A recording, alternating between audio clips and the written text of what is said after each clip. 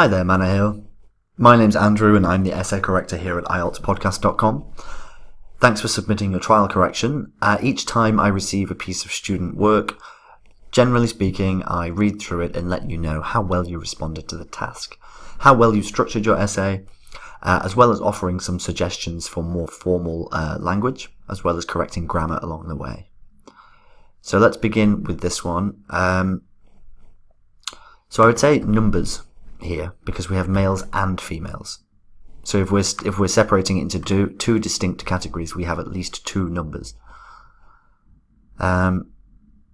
Doing here, I would replace with something else.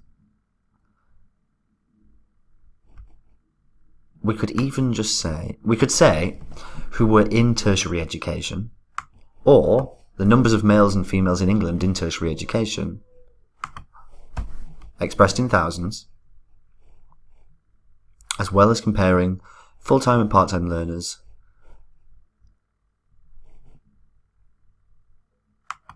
let's say this should go here in 3 different years during the period 1970 to 1991. And this here should be outnumbered. At a glance, men outnumbered women in the year 1970-71 in both full-time and part-time higher education. To hyphenate them both would be okay, actually.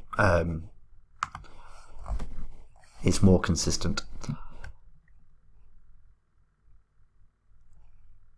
In both full-time and part-time higher education,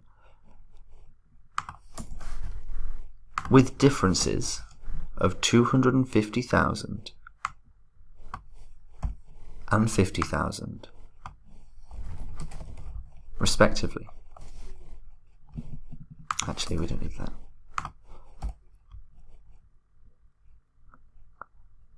Respectively means in the same order as given previously. So 250,000 applies to this one, and 50,000 applies to this one.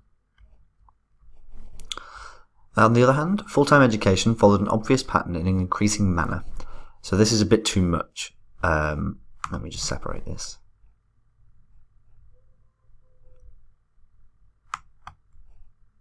We could say displayed a consistent upward trend from 1970 to 1991 for both males and females. For men, the increment was about 100,000 in each step, although for women the rise varies from approximately 200,000 between 1970 and 71 and 1980 and 81.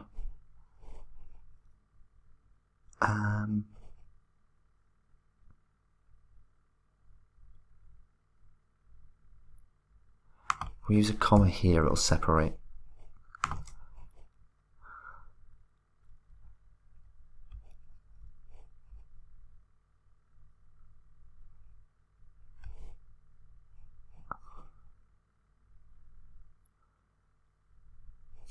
We could say here, in the first half of the period, and then we could say in the latter half of the period here.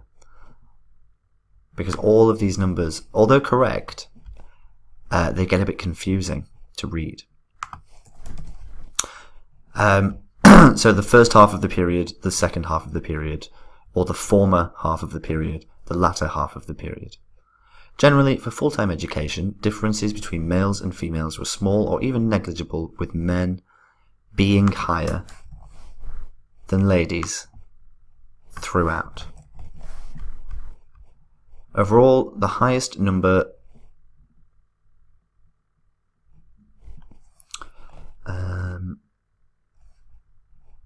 I would say students. So the highest number of part-time students was measured in 1991 for women. This is 1.1 million, because we should have a comma after every 1,000 units. Or is it 100,000? I couldn't tell which way around it was supposed to be. And the lowest was for men at around 100,000 full-time students in 1970-71. Overall, it's good.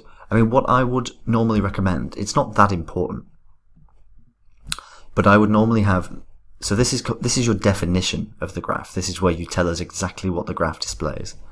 The next stage should be your generally speaking and overall statements. What can you see without looking into the details? And then the next stage should be an analysis of the details and the trends. So we're building up a picture slowly over time. The examiner can then, basically the examiner should be able to get a complete picture of the graph simply from your description of it. They shouldn't need to look at the image at all. In order to do that, we need a definition, generally speaking, details, trends. But if you would like to continue receiving corrections in this manner, you can subscribe to the course, the Sentence Guide course, the link to which is on this very page you're staring at right now. It comes with a total of 8 essay corrections done by me, over which time we sincerely hope to raise you to above a Band 7 in IELTS writing. I do hope to be seeing some more of your work coming through soon, but until then, have a great day and goodbye for now.